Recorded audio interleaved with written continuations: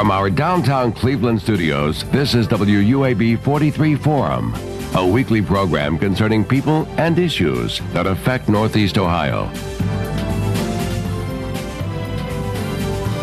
Good morning and welcome to WUAB 43 Forum. I'm your host, Harry Boomer. This morning, we're going to be talking about a touchy subject. I mean that figuratively and literally as it relates to child sexual abuse.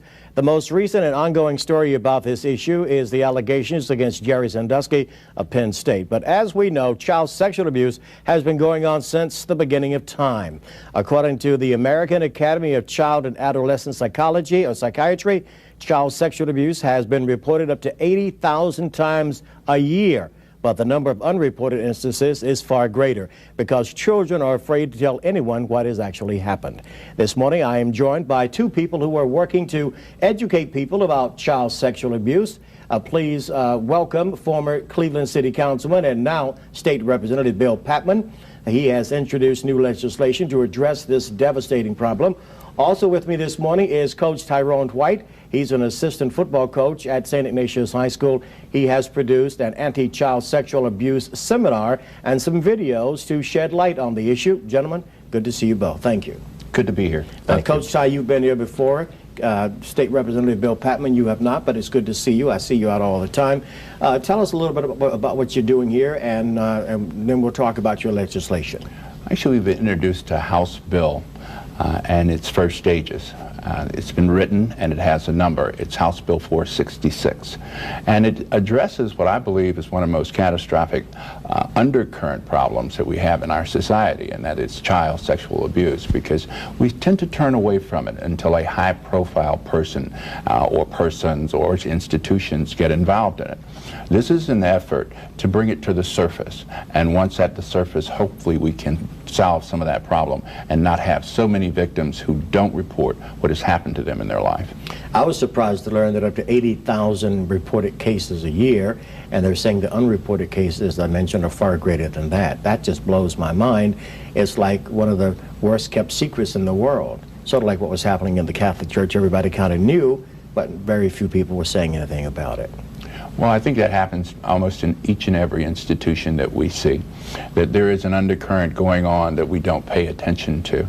And this is an effort, again, to bring that to the surface, whether it's a Catholic Church or a university or anybody else, that predators are generally cowards.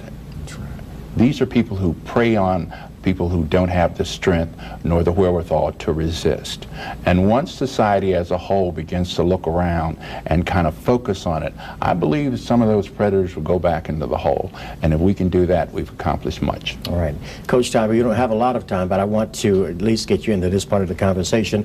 Talk to me about why you're involved in this. I know you're coaching, and Jerry Sandusky was a coach at Penn State, but that's not the reason why you were doing this before. That was known because we talked about this before. Yes, I've done training through Children and Family Services in the state of Ohio and Pennsylvania for the past 15 to almost 20 years. And so this is something that's near and dear to what I do. And to get back to what you said, less than 10% of all sexual abuse victims report their victimization. And we've got to protect those that are suffering and they're silent. We're going to talk a lot more about that. We're going to take a quick break, and when we come back, we're going to talk more about child sexual abuse and what you can do to stop all of this. And we're also going to watch a short video produced by Coach Ty, and then we're going to get back into the details about all of this. Please stay right where you are. Welcome back. I'm Harry Boomer, and with me this morning are State Representative Bill Patman from Cleveland and Coach Tyrone White of St. Ignatius High School. The subject today is Bill's legislation to teach students and staff and others at all levels of education about how to recognize potential child sexual abuse and what they should do about it.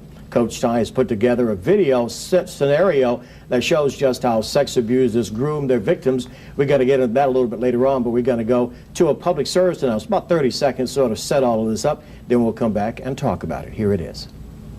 Every 2 minutes in the United States, a person is sexually assaulted. Less than 10% of sexual assault victims report their abuser. By the time you catch a sexual predator, they have victimized an average of 32 people and have no criminal record.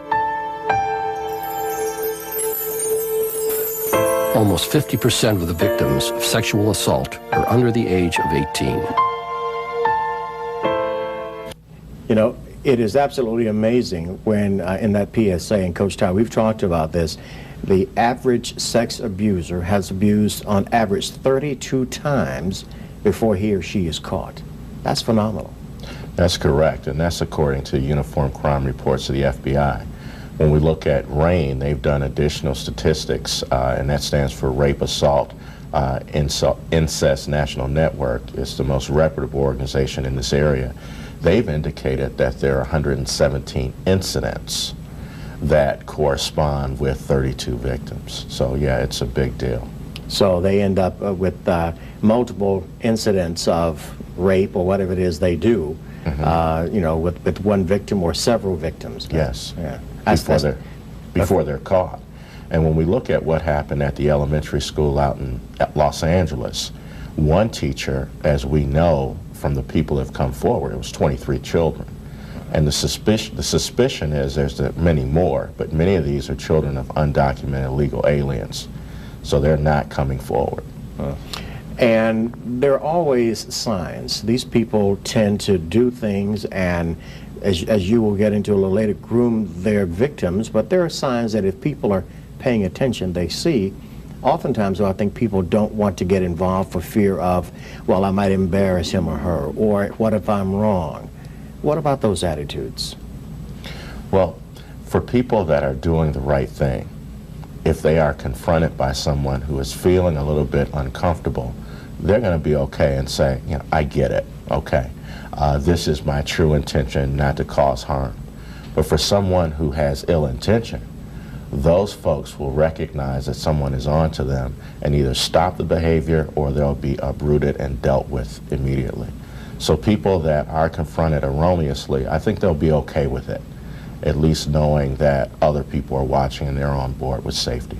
Yeah, and it would bode well for anybody who sees this kind of activity or think they see this activity to say something to somebody about it. We ask the kids to speak up.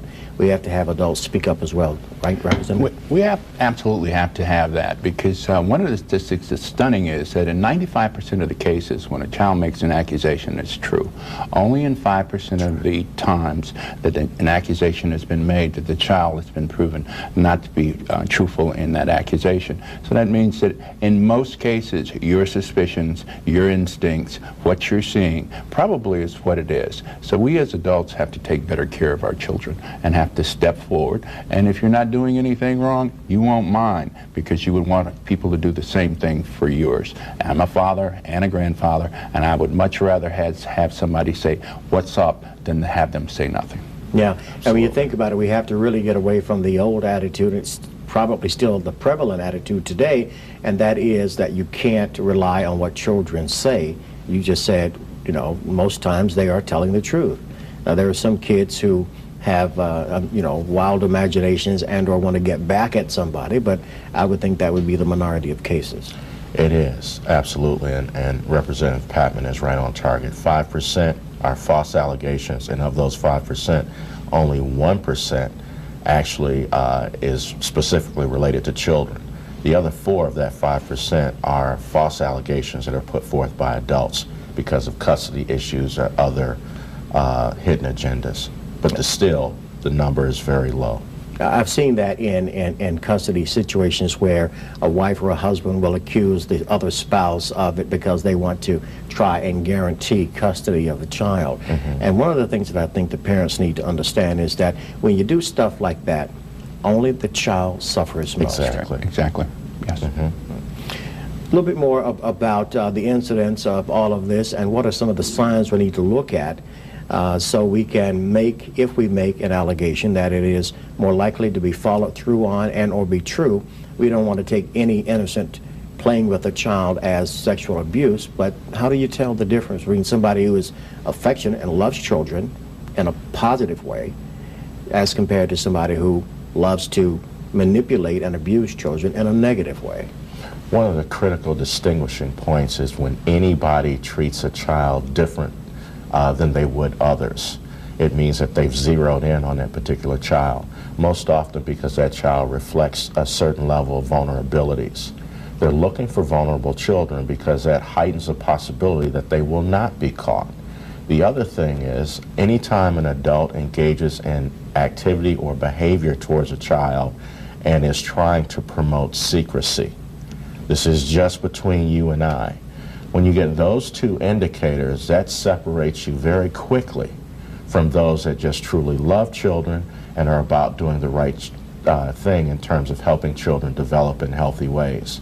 Those are the distinguishing factors. Yes, people who in fact are of goodwill almost in fact brag about their relationships with kids, and they're very open about, I helped them, I coached them, I was involved, I'm actually a person who helped them get from A to Z. Very open about that. The secrecy issue is a very important entity in this.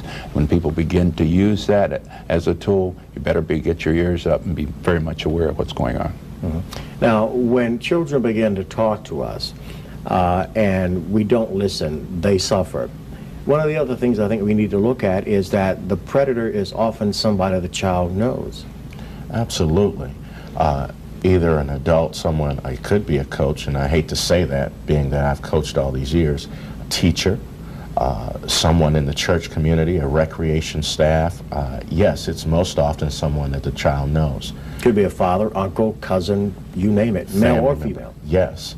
And the other sad thing about it, it could be another child under 18. And so when we talk about training those parents, people that supervise children, we've got to look at the whole gamut to really safeguard children. And if we don't do that, these things are going to continue to happen. Now, State Representative, I know you use Bill Patman. If you don't mind, I'll just call you Bill. You know, appreciate it. Let's talk a little bit more about House Bill 466 and what it is intended to do and why. We know why you did it, but explain to us a bit more as to your thinking behind it. Well, I've kind of looked at it. Coach Ty and I talked about it. If we are in fact creating these safe havens, institutions that are state funded, that have tax money going into it, it is then our responsibility, I believe, and I believe others do, that we ought to make sure that nothing like this happens under that guise. The tall, beautiful, shining towers of our colleges and universities, the beautiful gymnasiums. I can remember the first time that I walked on a campus and looked around, I was stunned. I was an inner city kid going to inner city schools, and when you took me out of that, I was just overwhelmed by it. And to sit behind the bench and watch the guys go at it, well, the coaches seemed like somebody who were superhuman, the people around that, and that you wanted to do what you could to please them. So it's our responsibility, if we're going to set those institutions up and fund them, then they ought to be trained to protect our children. This legislation speaks to that, and that it says that where tax money is being used, then you should train to make sure these things don't happen. Coach Ty put together something called the Triangle of Trust, which I was very impressed by when I listened and went through the training myself. And he can talk much better about it than I can, but each and every school ought to have the Triangle of Trust. We're going to talk more about the Triangle of Trust and more about House Bill 466 right after we take another break. And when we come back, more about House Bill 466, as I mentioned, introduced by Representative Bill Patman. And we're also going to take a short video clip from Coach Ty about child sexual abuse. Let me also invite you to catch my reports weekdays at 4, 5, and 6 on 19 Action News. You can give me a tweet on Twitter at HarryBoomer19, and please like my fan page on Facebook. Thanks. Stay with us. We'll be right back.